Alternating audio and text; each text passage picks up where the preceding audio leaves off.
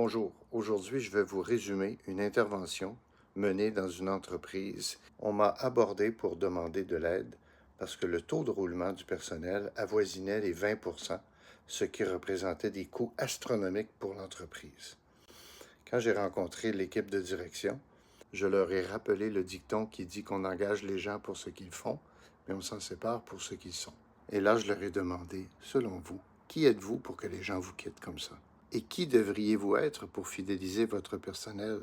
Il a été convenu de mener une intervention en profondeur sur les valeurs d'entreprise en suivant les préceptes qui sont énoncés au chapitre 5 de mon livre.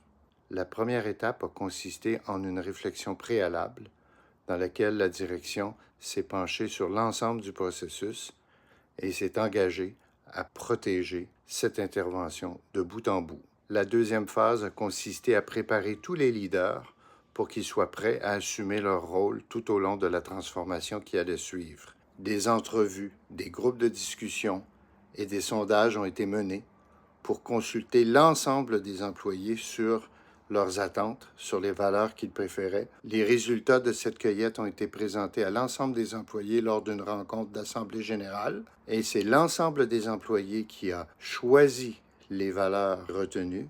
Ensuite, les employés ont décliné ces valeurs en attitudes et comportements attendus de tous. Ce travail collectif a été déterminant dans le changement culturel de l'entreprise. Certains employés ont même dit à la direction qu'ils songeaient à partir, mais qu'ils s'étaient ravisés. 1 an plus tard, le taux de roulement du personnel était descendu à 6 ou 7 %. Vous comprendrez que cette amélioration s'est traduite en une économie incroyable pour l'entreprise, en plus de stabiliser le climat et les relations dans l'entreprise.